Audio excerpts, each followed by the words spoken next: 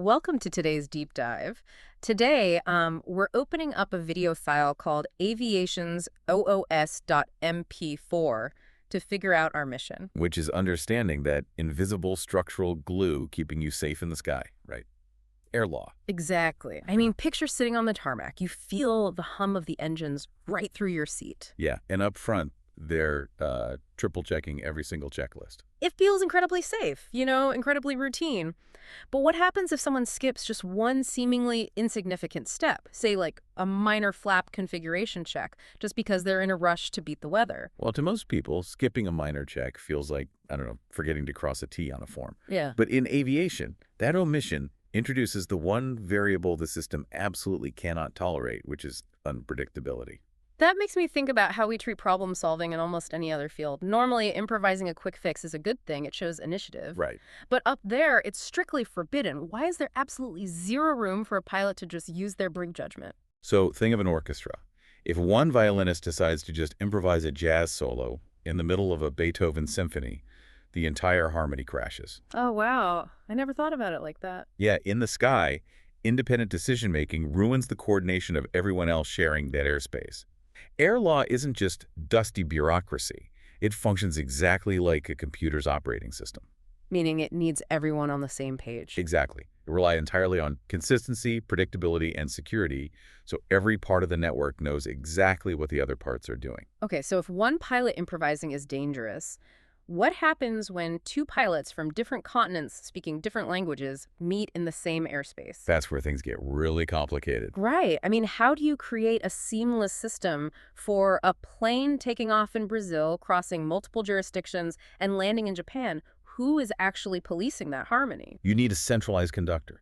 And that's where the International Civil Aviation Organization, or ICAO, comes in. It's a specialized UN agency whose sole job is drafting that global rulebook. The 19 annexes, right? Yes, they publish the 19 annexes. But wait, a UN agency doesn't have its own police force to ground a plane in Tokyo. How do those annexes actually get enforced on the ground? That is a crucial distinction. Yeah. The annexes function a lot like open source code. They establish the baseline standards covering everything from, communication phraseology to engine maintenance schedules. Okay. Then, local regional authorities like the FAA in the US or ANS in Brazil take that ICAO code and literally write it into their own sovereign laws. Got it. So a Brazilian pilot and a Japanese air traffic controller are legally bound to the exact same operational logic. Precisely. That top-down structure makes a lot of sense, but let me push back on the human element here for a second. Sure. Global mandates rely on everyday people executing them perfectly. Say a flight dispatcher is sitting at their desk, they get distracted, and they miscalculate the fuel requirement down to the decimal. It happens. Isn't that just a simple math error? Why does the system treat it like such a severe violation? Because in aviation, fuel isn't just about making sure the engines keep running. It dictates the physical reality of the flight. If you're short a few hundred pounds of fuel, you aren't just lighter. Wait, what else changes? You've actually altered the aircraft's weight and balance, changing its required cruising altitude. Oh, wow. And you've also stripped away the pilot's legal buffer to divert to an alternate airport if, say, a thunderstorm pops up over the destination. So a math error on a desk in an office fundamentally breaks the physics and the backup plans thousands of feet in the air. Exactly. That single calculation error ripples outward, forcing pilots and air traffic control to start improvising. And, as we established earlier, Improvisation is the enemy. right, Which explains the absolute rigidity of these rules. They aren't designed to just punish people for small mistakes. They act as a proactive shield against those ripples. And looking at our source video, there's a really heavy industry phrase that drives this home. aviation regulations are written in blood. It's chilling. It's a grim reality, honestly. Right. Almost every tedious regulation in those 19 annexes exists because a real-world tragedy exposed a fatal flaw. Like the radio rules. Yeah, take standardized English phraseology. We have strict rules on exactly which words a pilot can use over the radio because, in the past, ambiguous language between controllers and pilots directly led to runway collisions.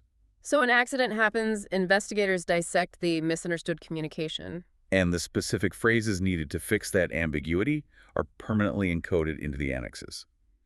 Air law is this continuous feedback loop, constantly updating the operating system to ensure a specific tragedy never happens twice. So what does this all mean for you listening? The next time you look up at the sky, remember you aren't just watching a metal tube flying through the air. You are watching a completely integrated network. Connecting international UN mandates to the everyday math of a dispatcher on a random Tuesday. It is arguably one of the most successful examples of human coordination we have. But it also leaves us with a provocative question.